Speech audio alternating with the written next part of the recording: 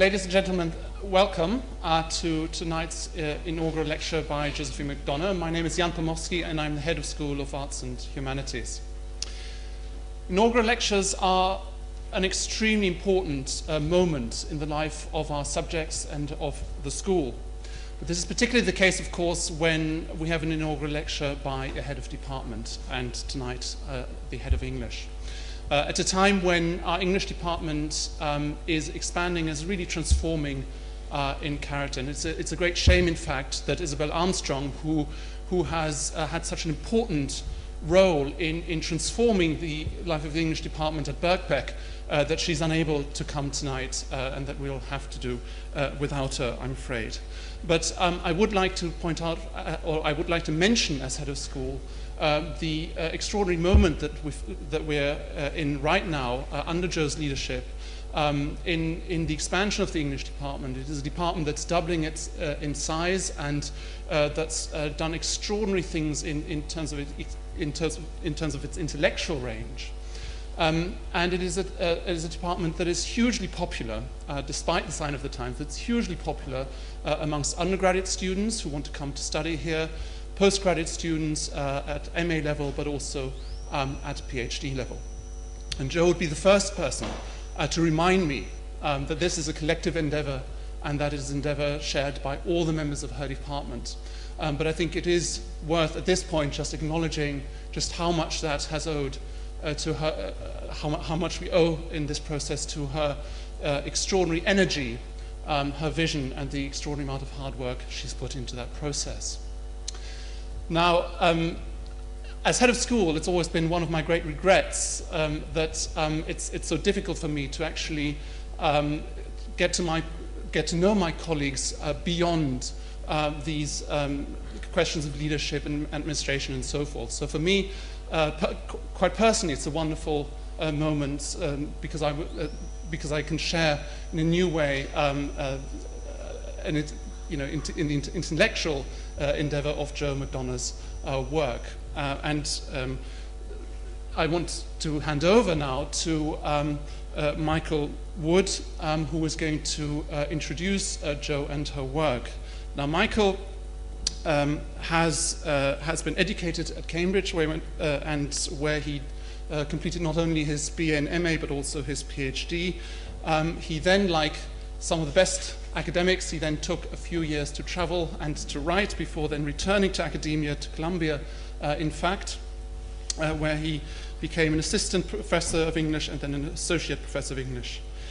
He then went to Exeter in 1982, where Joe and he met and became colleagues. And in 1995, he went to Princeton, where he became the Charles Barnwell Class of 1923 Professor of English and Comparative Literature. Michael has had many honors in his life, in his professional career, and I would just like to point out a couple of those, and that is that in 2003 he gave the Empson Lectures in Cambridge, and in 2008 he gave the Clarendon Lectures in Oxford. Michael has published on an enormous range of topics, from Pinter to Proust, Stendhal to Kafka, and Yeats to Garcia Marquez. But he's also made hugely important interventions, very early interventions in film studies in his work on Hollywood cinema. It is for this reason that I think that I would like to welcome him in particular. I would like to welcome him as a former colleague of Joe McDonagh's. I would like to welcome him as an enormously eminent scholar whom we are very proud to host tonight. But also I would like to welcome him as somebody who, in the range of his own work, is uniquely qualified to comment on that of Joe's. Michael.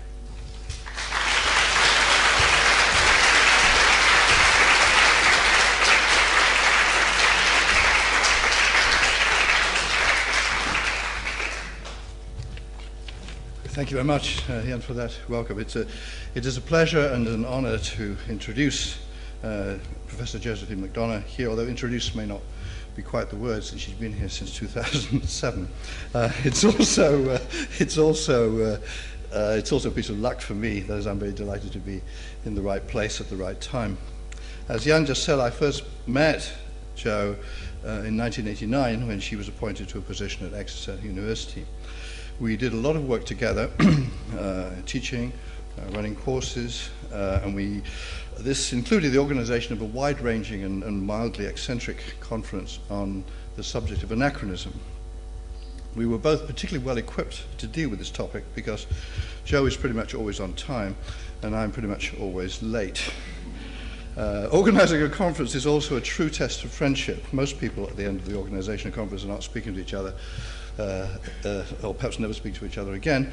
But in fact, we had none of these problems, and Jo and I remained on speaking terms, and even better, and we've actually been speaking to each other ever since.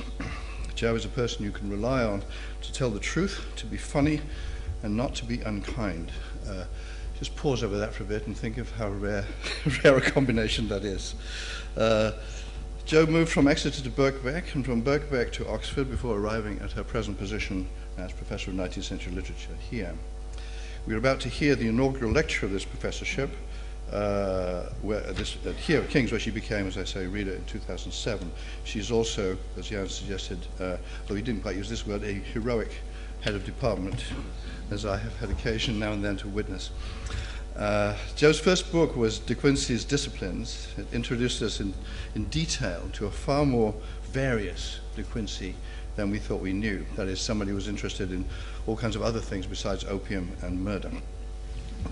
Her second book was a remarkably elegant short study of George Eliot, and her third book, an astonishingly lucid and concentrated study of matricide called Child Murder and British Culture, 1720 to 1900. This book opens with a brilliant and terrible joke, a play on the title of Freud's essay, A Child is Being Beaten. The first sentence of the book is this: it is early in the 18th century, somewhere in the distance, a child is being eaten. The distant place in this instance was Ireland, or rather Ireland as Swift imagined it in A Modest Proposal, where eating children was satirically offered as a solution to the population problem. From a little further in Jo's chapter, we read this, brilliantly put again. In Swift's case, not only do the colonizing English eat the Irish eat themselves in mimicry and defense against the neglect shown by the colonizing country. In mimicry of and in defense against. It's hard to think of a more succinct formulation of a really complex political and social structure.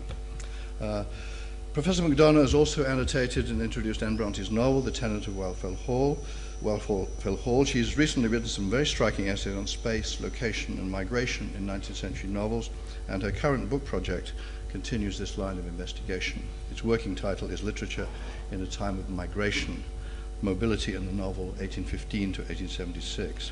I'm not really in a position to ask you to welcome Professor Mcdonagh, since she's at home here and I'm a guest, but I can ask you to greet her, and in that greeting to suggest how much we're looking forward to hearing her lecture, George Eliot, Structures of Feeling and the Changing Map of English Literature. Thank you.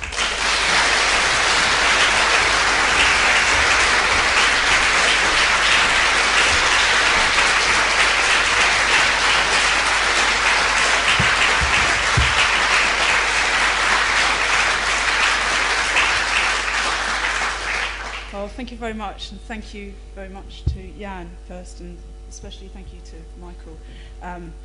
It's not a very original thing to say, but Michael is an inspiring role model, and I hear his voice in my head very often, which shouldn't be a sign of madness, I hope.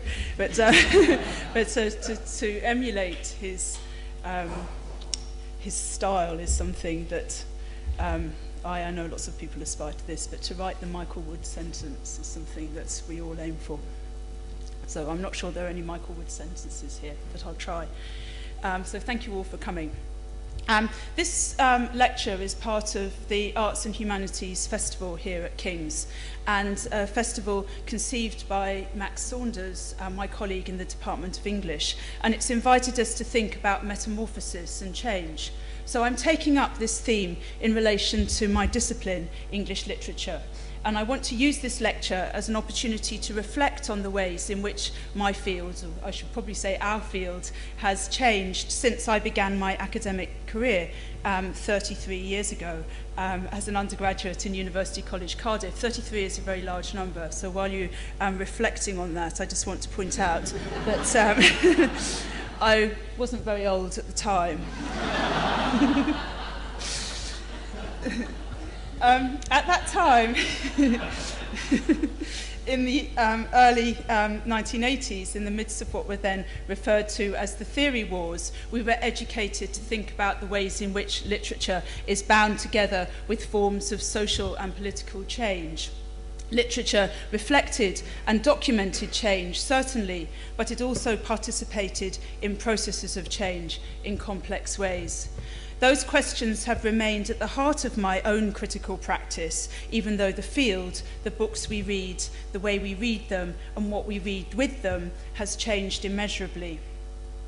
So the subject of my lecture this evening is the novelist George Eliot. It's my favourite picture of George Eliot. I like her outfit in this one. Eliot has been associated with a very particular take on social and cultural change and the role of literature within it. From the mid-20th century, this was especially associated with the work of the Cambridge critic F.R. Leavis, who held that her novel Middlemarch was one of the greatest novels in the English language. Leavis anointed Eliot, along with Jane Austen, Henry James, and Joseph Conrad, as one of the four novelists of what he called the Great Tradition.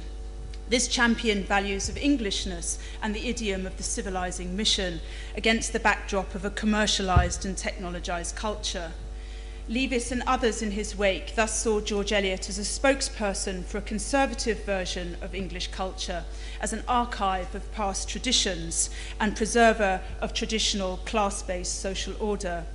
In this context, literature had a healing or a restorative social function. The contours of this argument were exemplified particularly clearly in the introduction by Q.D. Leavis, Leavis's wife, to Eliot's novella Silas Marner, and this came out in 1967. This reads Silas Marner as a parable of social integration within a country village.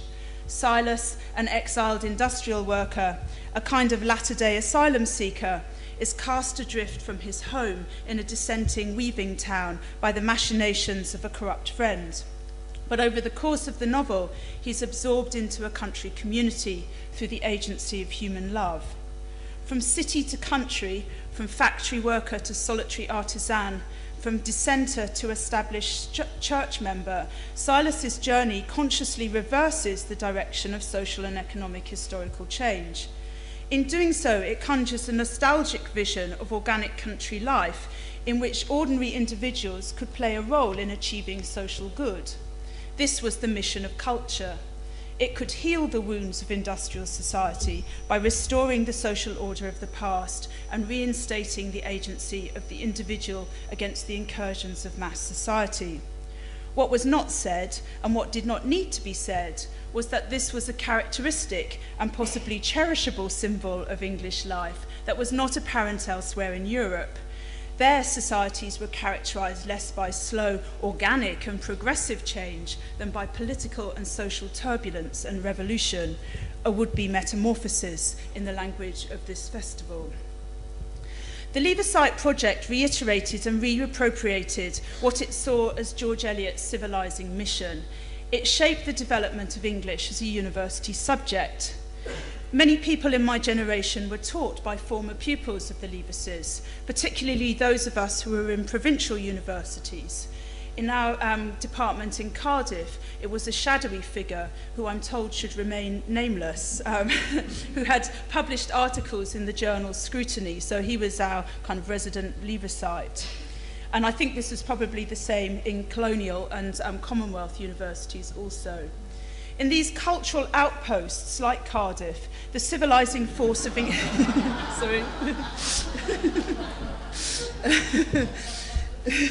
the civilizing force of English literature was put to good use. English was a subject for marginal groups, women, working classes, and in my class there were many former miners and trade unionists, colonials and immigrants, historically those who had not had the benefits of a classical education, although of course it had changed a bit by my day, as I'm not that old. Nevertheless, a literary education was designed for those very groups who were felt to be in need of the disciplines of sensibility and culture. From the 1960s through to the 80s, a powerful critique was mounted against this version of English literature and the putative civilizing mission of English literature from the very groups that English was supposed to civilize. The weapons of the missionaries were turned against them, if you like, and literature saw a rise of all kinds of alternative Englishnesses, or Englishes rather, female, feminist, plebeian, black, queer. Particularly important at the time, and to my argument this evening, was Raymond Williams' powerful Marxist critique in Culture and Society that was published in 1958.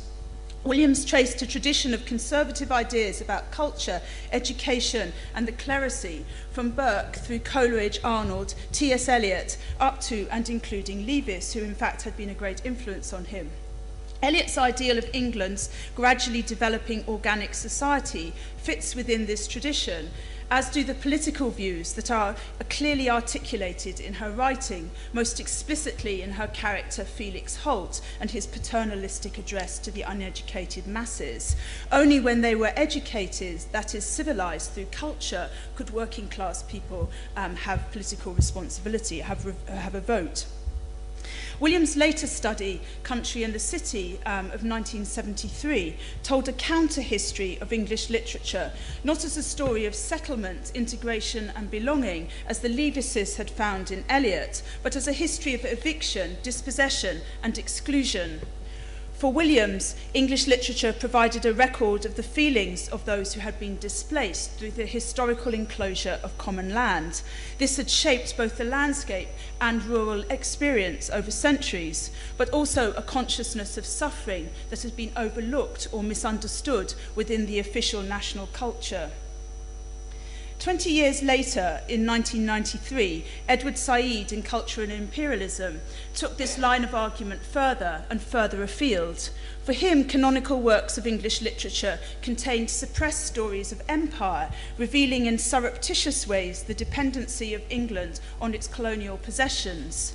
Most well known in this is his account of Jane Austen's Mansfield Park as a novel about an English estate's dependency on the proceeds from a slave plantation in Antigua. This was part of a post-colonial rewriting of English literature, a remapping of the national story in the context of its relationships with the wider world and its history of colonialism. Both Williams and Said's work brought about a change of scale and perspective in reading literature that has been extraordinarily profound. Both have had a decisive impact on the very idea of English literature and were central to the remapping that I refer to in my lecture's title. So this was the context of my university education. In Cardiff, we learned the great tradition from Mr. Nameless, while at the same time in our critical theory classes with Terry Hawkes and Catherine Belsey and Christopher Norris, which were decidedly more exciting, we studied the ideological investments of those very texts. It was all quite vehement and the stakes were very high. One of my friends had a cabaret act that involved a parrot called F.R. Leavis, so that was what it was like. At Southampton, as a postgraduate, under the tutelage of Isabel Armstrong, Robert Young and Maud Ellman, we studied the continental philosophical traditions that had been written out of British literary ideas. So as you can see, I've had a very privileged education. The theory wars of the 1980s tend to be remembered as a period in which continental philosophy revived, or if you read the Daily Mail, destroyed English critical methods. Yet it's important to remember that these debates emerged out of a larger context of international political debates about decolonisation, immigration and race. Raymond Williams' critique of organicism in British literary culture ran alongside essays on immigrant labour and class struggle and decolonisation in Africa in the New Left Review. And with hindsight, I think it's easy to see a parallel set of interests and concerns. So I rehearsed some aspects of my own education in order to make a very simple point. The remapping of English literature over the last few decades has been driven by a set of questions about where people lived and they live, which country, which state, which village, in which house or in which hut, with whom and how they got there and who they displaced in order to get there.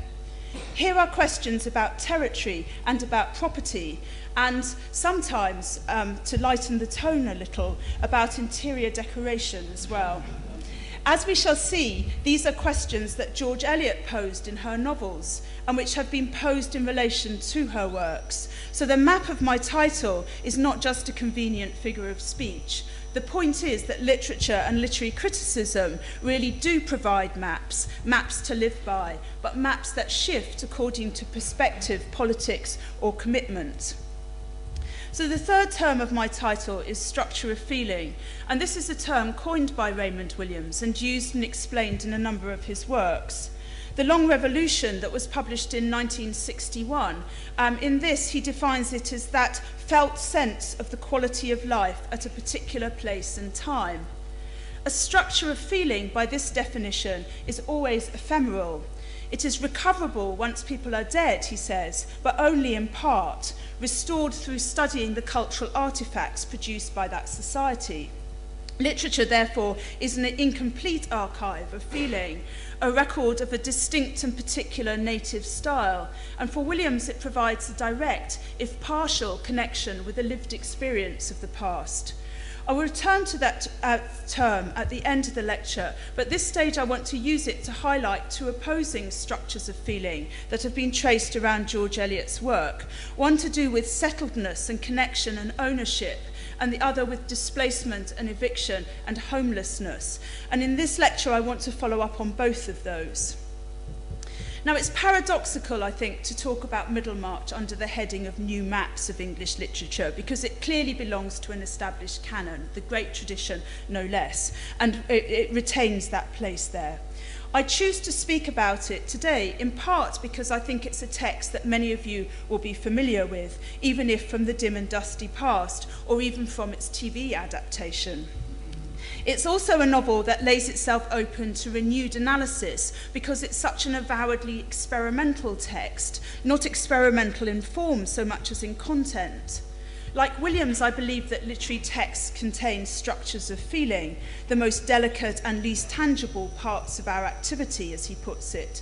But they also contain ideas, and those ideas circulate in a society in all kinds of forms, not merely in literary texts, in political debates, philosophical texts, in religious tracts, newspapers, magazines, paintings, prints, speeches, sermons, conversations, songs even.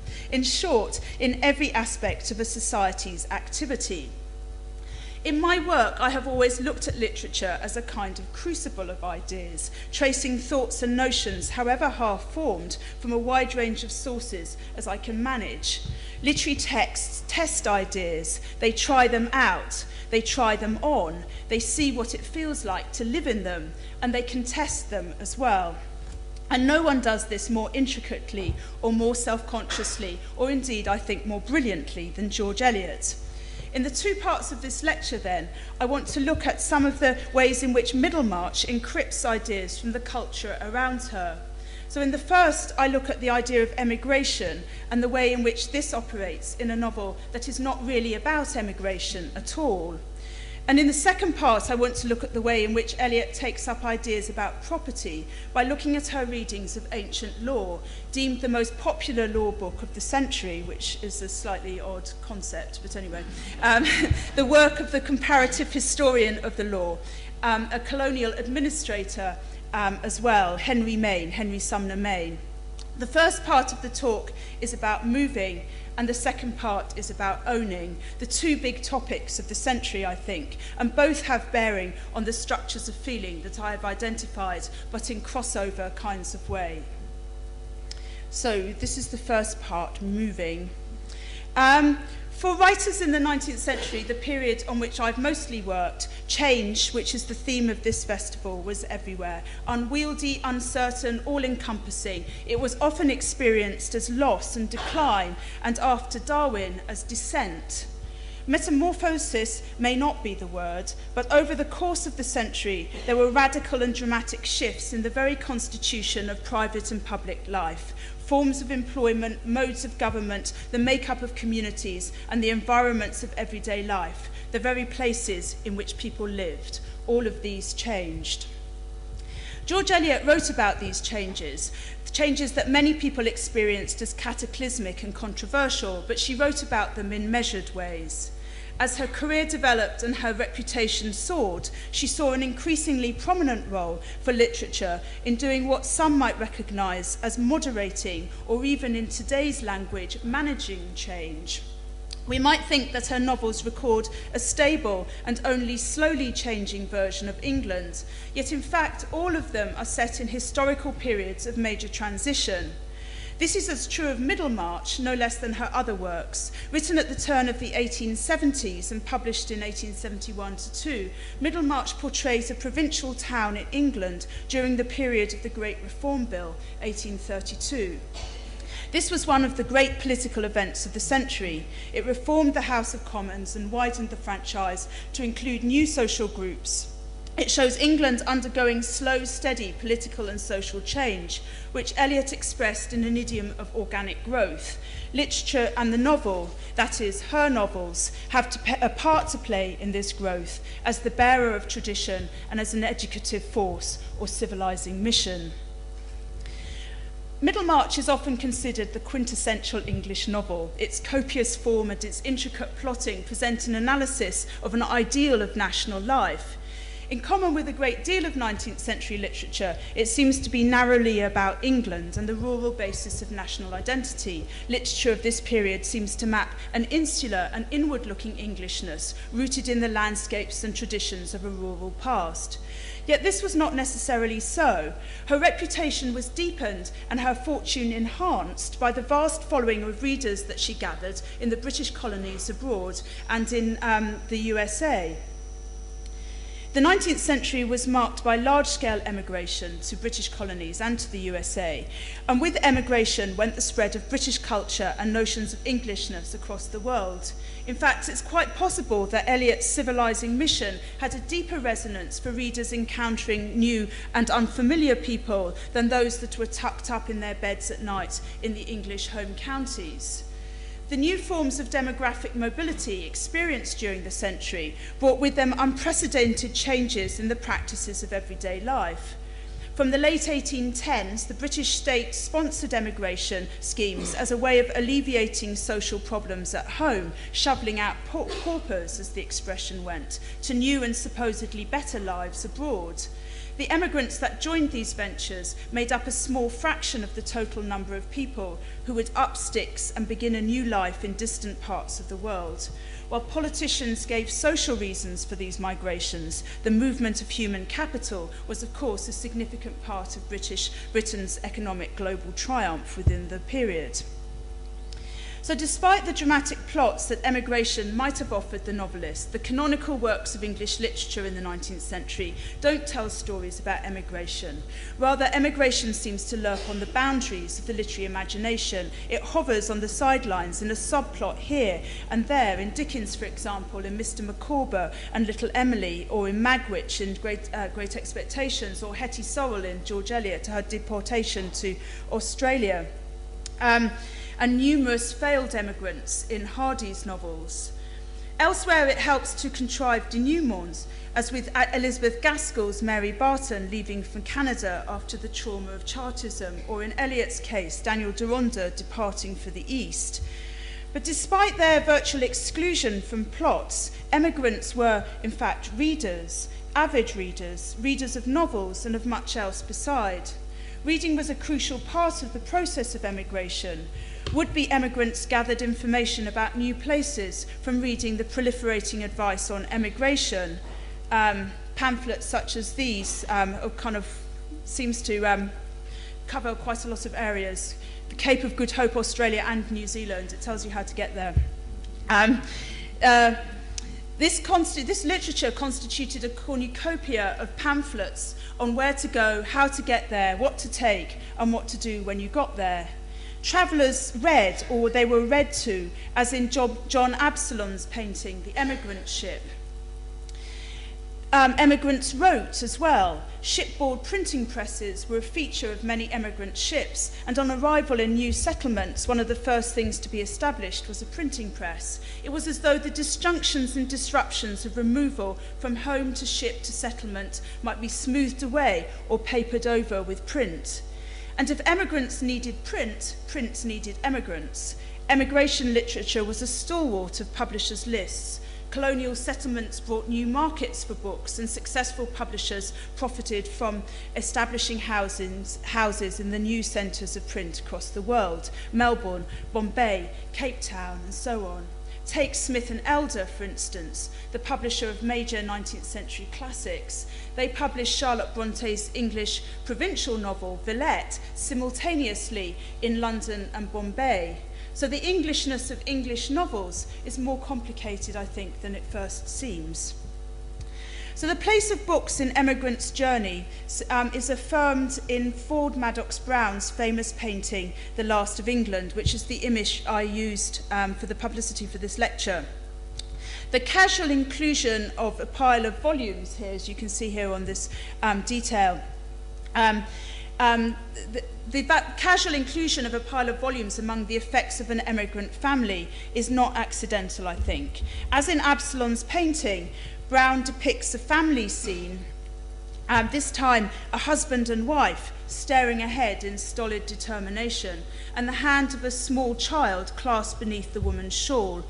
There you have the hands. Behind them, the east coast of England, or the coast of England, the last of England, as the title notes, which is receding behind them. The family group are laced together, their hands are interclasped, their hat ribbons overlapping. Actually, I'll go back to those so you can see what I mean there. They're framed by the sheltering umbrella and by the more practical, or perhaps more menacing, mesh of the ship's ropes.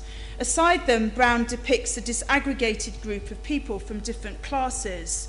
There, I have them on there, so you can see in the background different people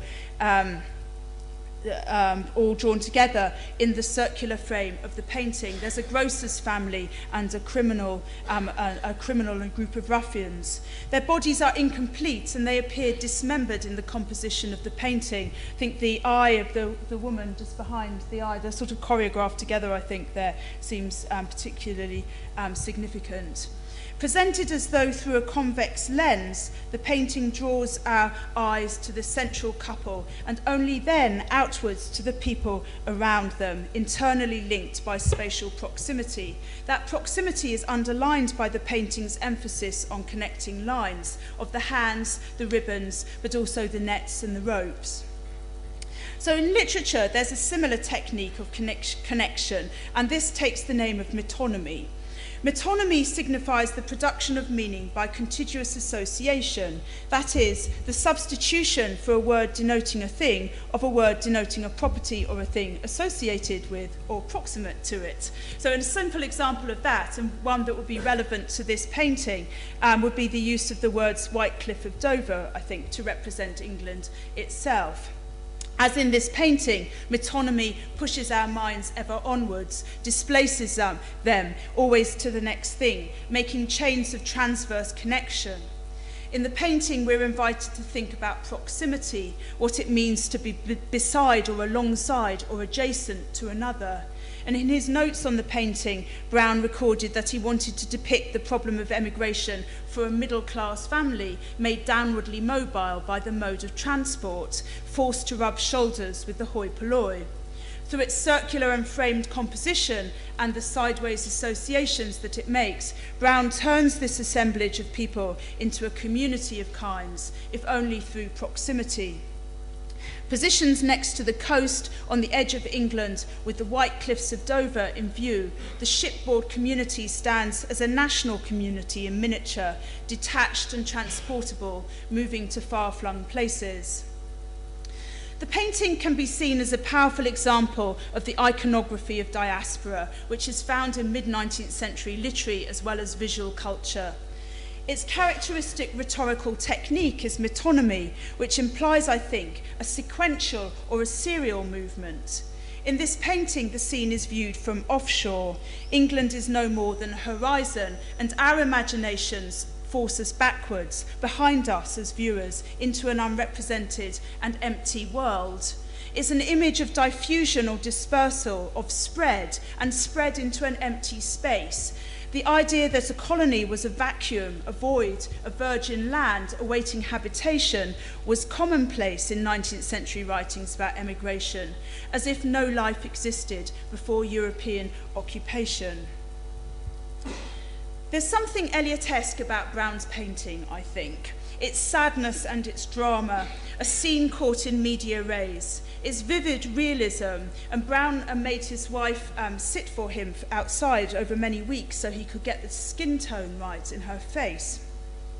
Its psychological depth, I think, is Eliotesque, conveyed through the close-up on the faces. And its self-conscious framing, which gives the sense of a narrative voice, an omnipotent point of view, a stance from outside. All of these are recognisably akin to techniques for which Eliot is famous. Moreover, Brown's spotlight on the family grouping as the central unit from which other social relations extend by the chance associations of proximity, this recalls Eliot too, especially in Middlemarch, in fact. So does his use of the organising metaphor of nets and meshes and webs. In Middlemarch, thoughts, social relations, even bodies, all of these are described in terms of webs. A web of thoughts, the gossamer web of love-making, the cobweb of premarital acquaintance, or the sarsnet, gauze, net, satin and velvet textiles with which the tissues of the human frame is compared. Those are all phrases from Middlemarch. The community which is represented in Middlemarch is more complex than that in Brown's painting, yet both function as examples in similar ways. Middlemarch is a provincial town, is connected to both villages, Lowick, Tipton, Freshitt, and also to London, and also to a wider world as well, more hazily evoked by chance references to commodities that come from abroad. These places are connected by networks of roads and ships. There are no railways in 1832. And these enable correspondence, trade, and blackmail. We spend much of the novel accompanying characters on local journeys, on foot and horseback, on the Lowick Road or the London Road, for instance. Or sometimes we're transported further to port cities, but always outside the real time of the novel, to Boulogne, London, Liverpool, Paris. Places are laced together by roads. She talks about how municipal town and rural parish gradually made fresh threads of connection. And in much the same way, characters are connected too, most often by money rather than by blood. They're linked together within the town, but also nationally and internationally. Middlemarch is presented as both a part and a microcosm of the nation, self-enclosed, representative and detachable, like the emigrant ship. Yet like that ship, it's also bound to the nation. Settler emigration is conspicuously unmentioned in Middlemarch. When characters travel abroad, it's generally as tourists rather than as emigrants. Yet the novel nevertheless presents the imaginative infrastructure of the great British diaspora. So much so that it's a novel almost entirely focused on lines of connection between places and people, the ties that bind them and which sometimes sever them, but which always make things move. Invariably in the novel's subplots, these ties are connected to property, and sometimes with the property of the dead.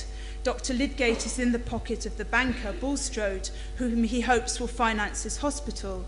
Bulstrode is blackmailed by Raffles, who knows that he failed to return money to Ladderslaw's money, who disowned it anyway because it was ill-gotten. The details don't matter. What matters are the webs of indebtedness, the threads of deceit. These constitute the route map or the plot of Middlemarch. Middlemarch is a drama of networks, or we might say a theatre of contiguous relations. Not until her very late work do emigration and colonial life creep into the centre of Eliot's stage, achieving their fullest, if oblique, treatment in the late novel Daniel Deronda that was published in 1876. At the end of this novel, Daniel and his wife Mira leave England to begin a new life in the East. In the early works, emigration is presented as a punishment. In Adam Bede, Hetty is deported to Australia for the likely murder of her child.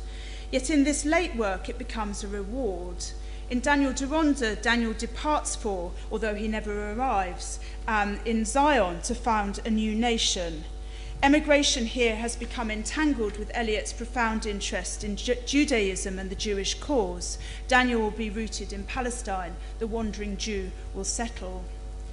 Eliot's idiom of roots, plants, and organic growth is strongly evident throughout all her novels. In Daniel Deronda, it's re-inflected as the language of colonization.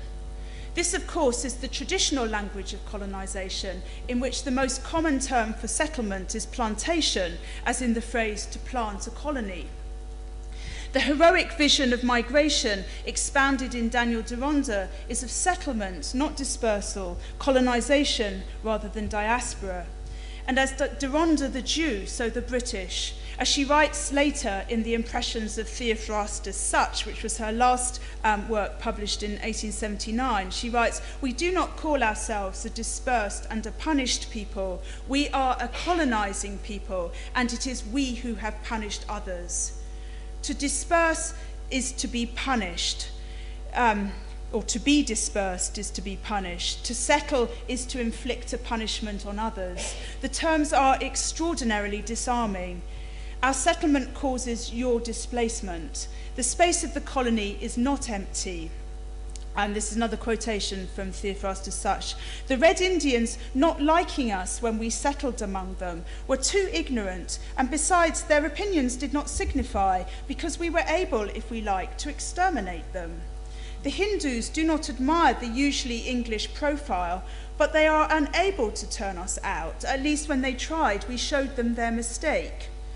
The voice ironizes itself. Cherokees, Fijians, Hawaiians, Red Indians, Chinese, Peruvians, Hindus populate Theophrastus Such's impressions like curiosities in an ethnographic museum. They are natives and they are not fully human, but they fill the empty space of the colony with their reproachful presence. This doesn't happen in Middlemarch, at least not directly. The native people that are there, such as they are Brooke's neglected tenants, drunk and difficult. They do, however, reproach Brooke and with the word, "Go to Middlemarch and axe for your character." Okay. I'm moving on now to my second part, which is about property. Eliot thinks that these races are less than human because they lack a nation state, a point of view that might be considered expedient in a colonial age. Her thinking on this was neither wayward nor eccentric, but informed by many contemporary sources, and one such was the work of the lawyer Henry Sumner Maine. Did I have a slide of him? Yes, there he is. In my next section, then, I want to talk about Eliot's reading of Maine, but to help us get there, I think we need to know a little bit more about him. So Maine was the author of the most influential theory of the law in the 19th century that's laid out in his book Ancient Law, that's published in 1969. His premise was that legal conceptions, and therefore ethical and moral conceptions, are a product of history rather than being divinely imposed, and he traces their development from ancient societies to the present as a gradual progression from what he calls status or customary law to contract or civil law. His view was that law in primitive societies instituted customary practice. As societies became more complex, they developed more complex, abstract contractual agreements, and these constituted the basis of modern law. As opposed to customary law, contracts were defined on abstract principles and were therefore universally true, so they weren't tied to particular local circumstances. With contracts, societies acceded to nations in which individuals owned property and in which ownership of land was related to political power. The progress that Maine describes in ancient law is precisely that which Raymond Williams describes in Country and the City, yet from the other side of the fence. Main's ideas were based on a comparative study of the law from ancient times to the present, supplemented with the ethnographic observations that were carried out by colonial officials. He was heavily influenced in this by German historical scholarship, in particular that of a legal historian called von Maurer, who had written a number of works on the ancient history of German institutions. Readers of Middlemarch will immediately prick up their ears at this point and remember that dry as dust Casaubon, who sought the key to all mythologies, lacked, among other things, German. Casaubon was also no Orientalist, but Maine very obviously was. He claimed that societies like ancient European societies still existed in the East, and after spending a 7-year period as legal member of the Governor-General of India's Council in Calcutta, he wrote a book called Village Communities of East and West, which extolled the virtues of the Indian village as a pre-industrial formation, once known in Europe but extinct since feudal times. Village communities set out to, quote, establish a connection between the result of Indian experience and the conclusions arrived at by German and English learning regarding the ancient past of England and Germany.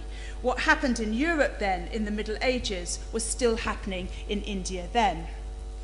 Main's work is all about property. His argument is that in ancient societies, there's no such notion of private property, which is an achievement of modern progress. In village communities, such as those in India, land is owned communally by the village as a whole. This too, he claims, had been the practice in ancient Teuton and Anglo-Saxon villages before feudalism and the slow division of the land into private ownership. With private ownership of the land came political rights and the principle of political representation. In an era of parliamentary reform, these issues were highly significant. Maine was a progressive thinker who thought that the slow progress from status to contract was a civilizing process. His work was hugely influential, especially in colonial government, but it also supplied people with ways of thinking about alternative forms of property and ownership and other modes of community. Now, Eliot and her partner, George Henry Lewis, like many of us, spent a lot of time thinking about property. That's one of her houses. This was when she had, after Lewis died, she went up to Cheyne Walk. This is the house she had with John Cross. They moved, she and Lewis, and then later Cross, they moved frequently into rented and leasehold properties, and they sometimes bought outright. Eliot held extensive investments in colonial stocks and shares, but she also invested in London real estate and held 14 addresses over a 25-year period. Her real estate portfolio included this house in Cheyne Walk and various summer houses, but it was the Priory in St John's Wood which Henry Maine would have visited when he attended their regular Sunday salons, their Sunday at home. So I don't have an exterior picture of the Priory, but that was where they had their get-togethers on Sundays. Eliot first met Maine when he had just returned from his 7-year stint in Calcutta. He'd returned in 1869 to take up the chair of jurisprudence in Oxford. When they met, Maine was in the middle of writing Village Communities, East and West, while Eliot was deep in Middlemarch. In November of 1869, preparing for Middlemarch, she read Maine's ancient law and made 9 pages of closely written notes like this.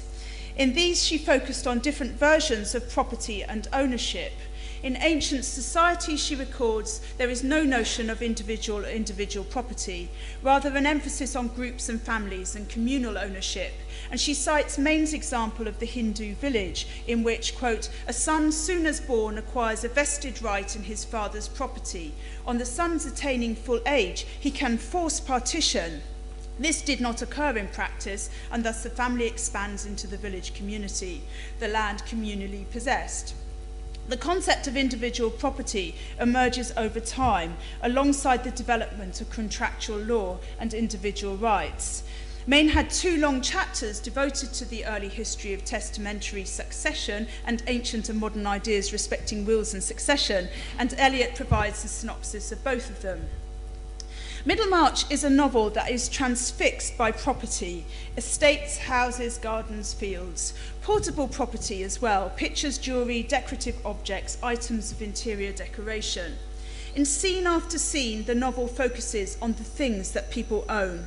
Unlike in other Victorian novels, however, in which the property tends to fade into the background as the stuff of everyday life, or what Roland Barthes refers to as the reality effect, in Middlemarch, I think, things are in the limelight, the focus of attention, and they're always framed in the context of transactions, in a shop, in a will, under the auctioneer's hammer, things in transition, embedded in contractual agreements.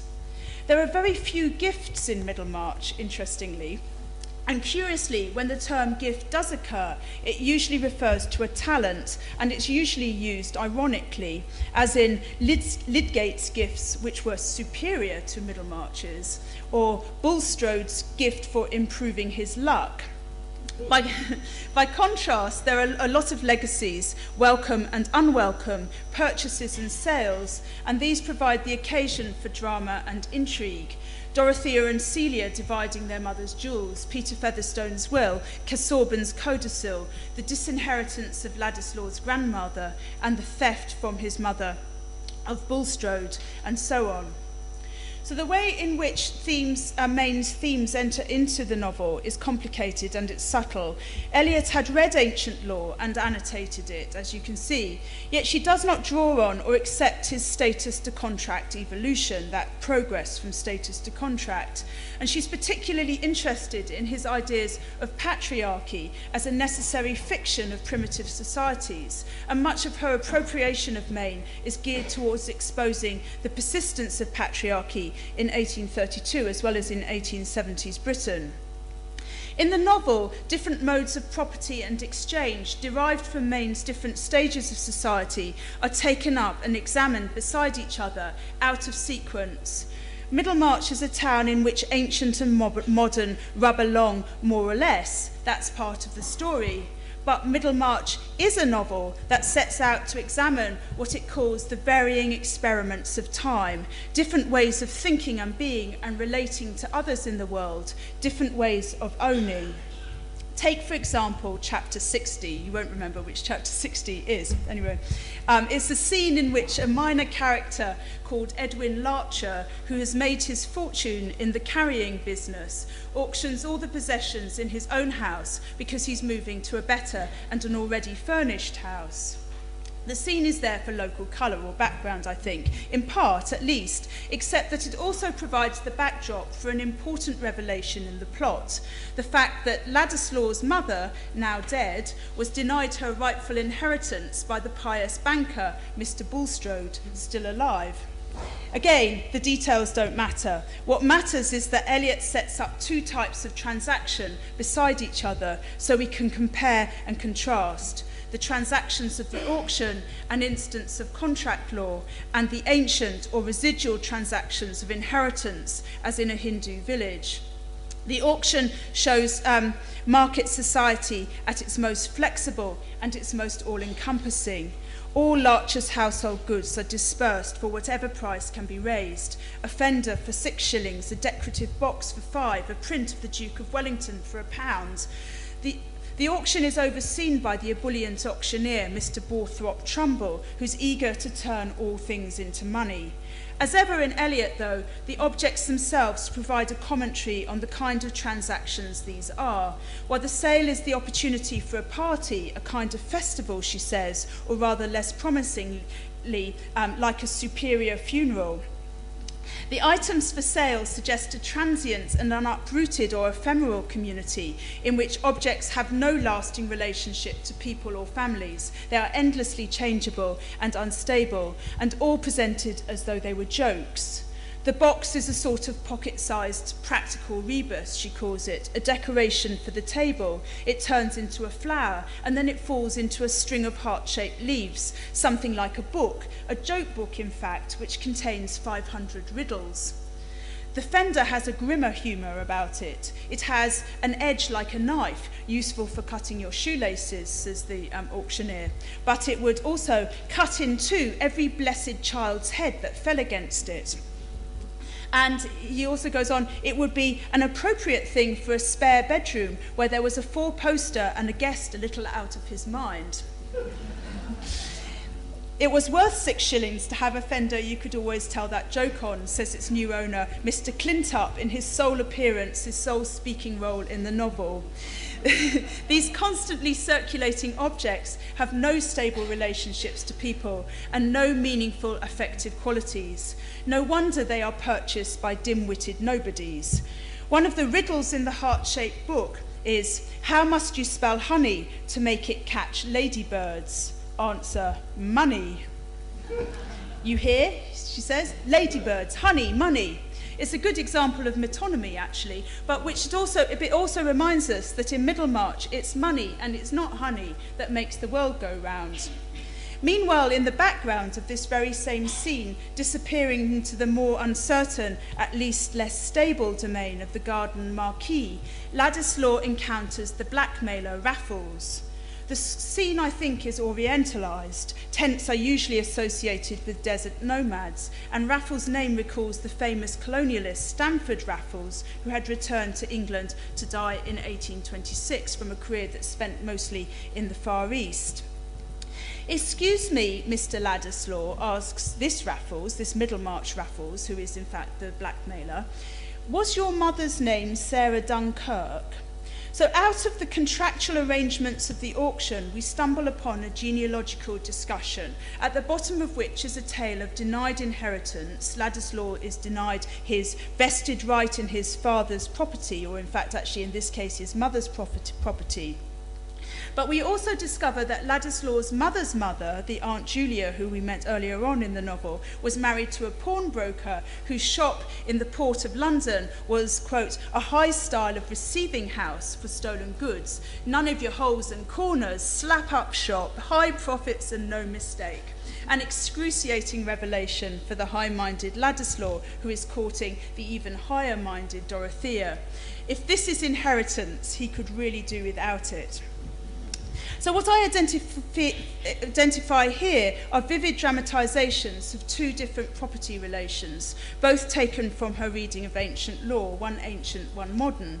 But it's not at all clear to me that Eliot wishes us to understand that either the contractual transactions of the auction or the putative inheritance of Ladislaw is preferable to the other. Both seem degraded. The auction has no bearing on community, and it leads only to morbid jokes, while the inheritance of Ladislaw is ill-gotten, dirty, and degrading.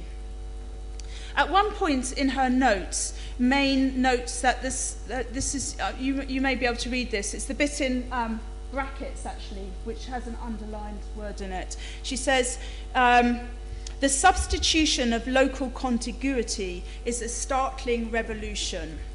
It's an odd expression, and it picks up on Mayne's own language. And what they're both referring to is the end of kinship as the basis of society and government, and the beginning of place and locality as the grounds for both.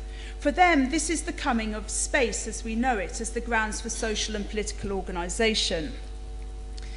This, for Mayne, is the beginning of individual freedoms that accompany the emergence of contract law. But for others, it will be the beginning of enclosure and exclusion. Middlemarch records both of these through its topography. On the one hand, the roads and lanes and streets, the fences and the boundaries that we patrol with the characters over the course of the novel. The spaces of modernity, we might say, the spaces of governmentality. But on the other hand, there's a different landscape there as well, a landscape of the medieval past of, quote, all meadows and pastures with hedgerows still allowed to grow in bushy beauty and to spread out coral fruit for the birds. Little details gave each field a particular physiognomy, the sudden slope of the old marl pit making a red background for the burdock, the stray hovel, and so it goes on. Slopes and shapes and depths, but there are no boundaries here. And if for Mayne the medieval village lived on in India, I think Eliot also makes sly references to the Indian village in Middlemarch as well, with Reverend Fairbrother's pair of beautiful goats, I'm afraid not cows, which he has as pets of the village in general, to walk at large as sacred animals. These, I think, provide some context for Dorothea's idealistic outbursts. She cannot bear to see anyone excluded. And she exclaims also that we property-owning people deserve to be beaten out of our beautiful houses. So Maine's work was widely and diversely influential in its time, and it would take another lecture to trace its different trajectories, particularly in relation to colonial rule and decolonisation.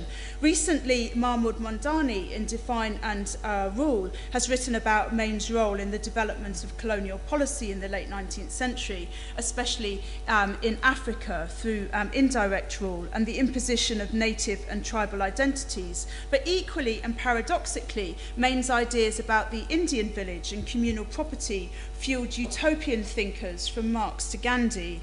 Closer to Eliot was her friend, the socialist and feminist Edith Simcox, who devoted her entire life's work to a study of ancient property. Eliot inhabited a mixed milieu where the different implications of Maine's work were explored, and all that, I think, was available to her. Okay, so I'm coming to the end now, so I just want to say a few things by way of a conclusion. Where does this take us? I began the lecture by proposing to think about how our discipline has changed over the last 30 years. And while I haven't exactly addressed this directly, it has been in my mind when I've been thinking. I wanted to take up one of the critical terms from an earlier moment, and that is the structure of feeling, partly in order to see what it can still do, whether it still works, or whether it is, in Williams's own terms, a residual term. It was a term, and actually what it would mean if it were residual, I think is an interesting point as well. Anyway, it was a term that seemed to promise a lot. It offered a language of feeling, but the feeling of a class rather than of an individual. Rather than of individual suffering. As a kind of anthropology, it may have served anthropologists and sociologists better than it has served us. I think it's fallen out of our vocabularies and it sounds a little dated now, but I want to say a couple of things about it. First, I think it's a term that belongs to a specific set of questions about place and property. And so to that extent, I think that in a curious way, it resides, in fact, beside Maine as a sort of anti-Maine argument. And second, as a term in literary criticism, it exists in dialectical relationship with another critical term, and this one really is dated, I think, and that is sense of place.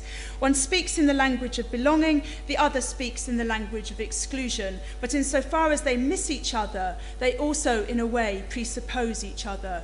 And what I found in my work is that you can't have one without the other. We find them in conversation with each other time and time again throughout 19th century literature. And as I've tried to show in the context of the most important debates about place, property and personhood of the 19th century, we live in their aftermath, I believe. So yes, I think it is a term that has work still to do for us, but not on its own, and that seems to me the point. When Williams defines the term, as he does a number of times, one of the things that he insists on is the fact that it refers to something that by its very nature no longer exists, and is a grasping after something that's already lost, or something desired. To that extent, it's determinedly nostalgic or utopic. It is incomplete and partial, and it provides an idiom of ephemerality. In Marxism and Form, his most abstract rendition of it, he talks in terms of the, quote, always moving substance of the past. And it's that aspect of it that I think is so helpful for us as readers of literary texts. So I like to think of literary texts as sharing a structure with a structure of feeling. Literary texts are not documentary in any straightforward way. They don't represent life as such. They grasp for it.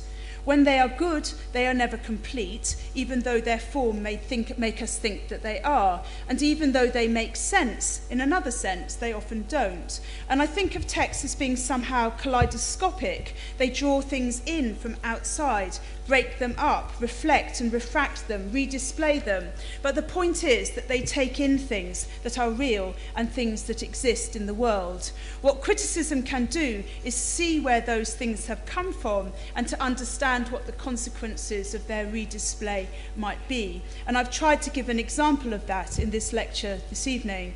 And this way, I think we can see how and why literary texts interrogate the culture out of which they come, how they engage in critical conversations with the world around them. So I began my lecture by going down memory lane, when back in the day we all made really funny jokes about F.R. Leavis. Times perhaps were funnier then, and times have certainly changed. I don't have pigtails anymore. I'm not a complaining student anymore. I'm a complaining head of department instead. It's worse.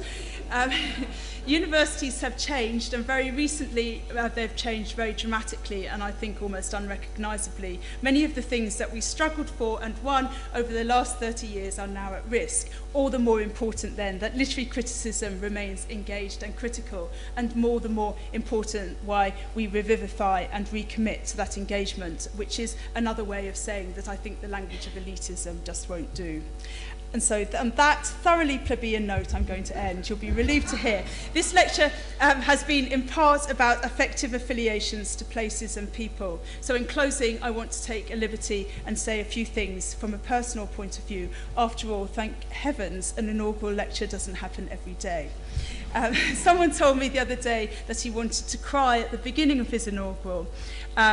And I've made it to the end now. More coyly, Alan Reid, my colleague, giving his inaugural last Tuesday, showed long footage of Gwyneth Paltrow crying at the Oscars at some length, which was a very nice touch, Alan. I thought that was brilliant. I'm not going that way myself, but I do want to say a few things about context, and the context that's important to my work and in my life, and I'm lucky to have a rich and dynamic context. So I thank various people, such as Colin Jones, for instance, without whom this sentence can never be finished.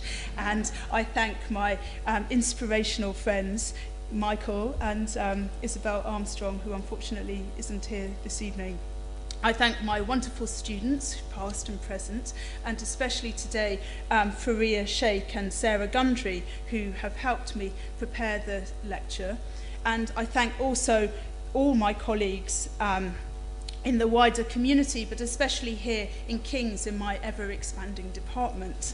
But I also really want to thank my 19th century colleagues, Mark Turner, Claire Pettit, John Stokes, Ian Henderson, Adeline Buckland, and in our wider orbits, Cora Kaplan as well.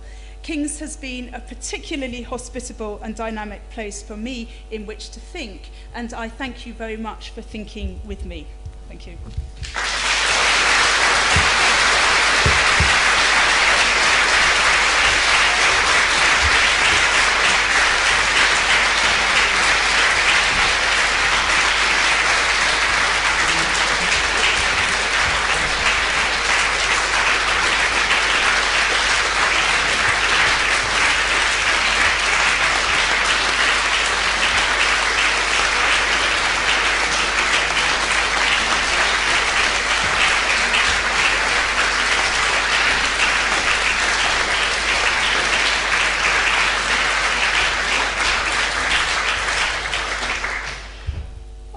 Joe, I think we're extremely grateful for this fabulous lecture, so thank you very, very much for that. One of my great insights into the department, I'm not giving some of my secrets away here, one of my great insights into the English department comes from the tea point at the 8th floor, which is adjoining the postgraduate study spaces. And there's almost every day, invariably, as I'm a very heavy coffee drinker, I run into this community of tea-drinking English students, many of whom are Joe's PhD students. And I see them so often, and I overhear them so often as they discuss ideas about the 19th century, about English, about literature, and I can sense the sheer excitement that they feel about being taught by Jo and her colleagues, and I think we've seen some of that excitement that she portrays, that she conveys through her work tonight. So thank you very much. And I just want to point out, if I may, just 3 things that have come through to me tonight. First of all, there's a real excitement to the 19th century that Jo has shown tonight. And if I may also then be autobiographical, as a young PhD student in Oxford, I actually read Main's work. I fought through it, and I fought through subsequent volumes on English local government by those who were inspired by him. And I wish actually I'd been able to listen to your lecture at the time to see how exciting Maine can be and how wonderful. And I think my intellectual trajectory would have been very different. Second of all, you've shown to us why literature matters. And I love the phrase that you use, that literature is a crucible of ideas. Literature tests ideas, it tries them out, and it tries them on. So, and I think through your lecture, you've really shown us how that works. You've shown us how we need literature to really understand more about ourselves, about where we come from, and about who we are. And that is, I think, a really, really important point to make, not just in intellectual terms, but also as we go out now for drinks and into the wider world beyond at times like these. And I think that is a very important point that you've made. And the third thing that I just want to mention is that has impressed me very deeply is that you've presented us with a wonderful exploration of the everyday, and that's really hard. And you've presented to us this in so many ways, in the close reading of the texts that you've given us, but also in the visual imagery of the hands, the gestures, the lines, the webs, as it were.